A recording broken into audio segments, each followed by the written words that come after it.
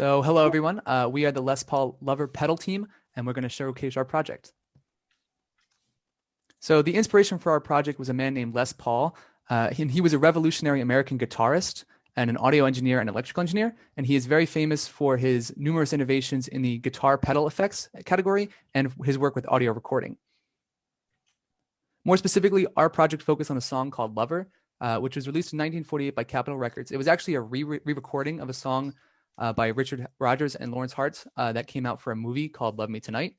And it's really unique because the song actually consists of 8 guitar parts that are all played by Les Paul that are recorded over each other. And some of the tracks are recorded at different speeds. So for instance, 1 or 2 of them are recorded at half speed and then played back normally.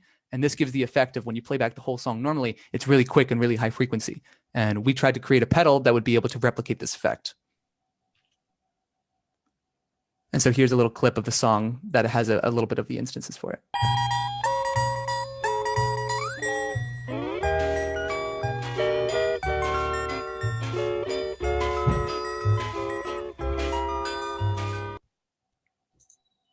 So you can hear there that there's multiple tracks playing at different speeds and different, therefore different frequencies. To try and achieve that in real time, what Les Paul did with multiple records playing at different speeds, we had to be able to edit and play back audio at different speeds in real time. And so to do that, we turned to the Gen library of the Max music programming language.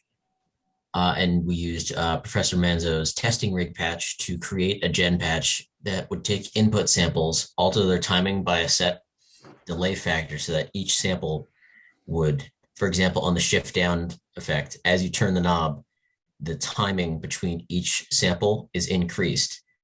And then that same timing factor is then used to stretch out those samples so that they then meet their new deadlines, effectively slowing down and dropping the pitch of the output audio. And then once we had that figured out, we replicated the same effect for shifting up, just with different parameter values.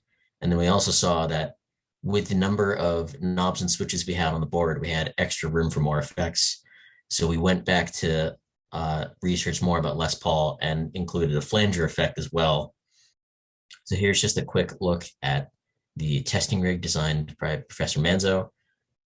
It's quite straightforward. You load in audio, you set your parameters for your gen patch here, and then within this button here, you open and actually design your sound effects. Then here's just a brief look at the shift down of our effect. And there's some brief commenting here, and then within the actual patch itself, there's more detailed comments. And then so here's how the pedal effects are broken down on the board itself. Each effect has 2 knobs, 1 for gain and 1 for the intensity of the effect it's controlling. So shift down is outlined in red here, shift up in blue.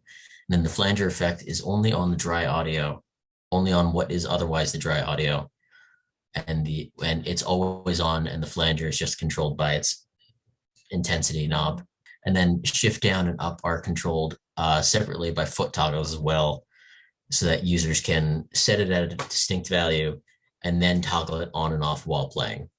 Currently, the board also has 4 toggle switches that are not in use.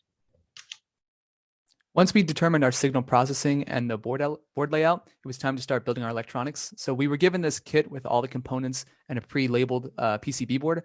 And then based on that, we were able to go in and attach the microelectronics as well as the header pins for the daisy seed, and then all of the different controlling things, so the potentiometers and the switches and the foot pedals. And then after that was done, it was time to start building the enclosure. So on the next slide here, you can see, originally we had tried to drill out an aluminum casing. However, due to tolerancing issues and some slight shifting on the board, the holes weren't quite lined up with the electronics. And so we ended up using this diagram and the faulty one, and we were able to create a 3D model that's shown up at the top corner there that we were able to 3D print, and we'll be able to include it in case anyone else in the future wants to 3D print casings as well. So this is what the final enclosure looks like. So the picture on the left is the top view, what you'll see most of the time. So you can see all the knobs are on the board, the switches are there, and the foot switches at the bottom, as well as the LEDs. Then the picture on the right is how everything looks from the bottom with all the components attached. We also have a little cutout inside for the USB cable to feed into the Daisy. And that's for if you want to ever reprogram your effects. You don't have to take apart the entire kit just to be able to reprogram like what effect you want to have on the pedal at once. This is just playing a couple notes.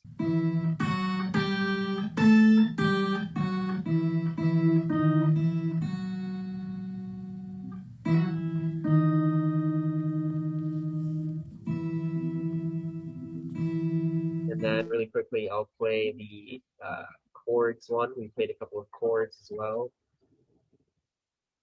See how those would sound. And I also have the guitar right next to me, so if you have any specifics, I can also just play that really quick, but play the other video.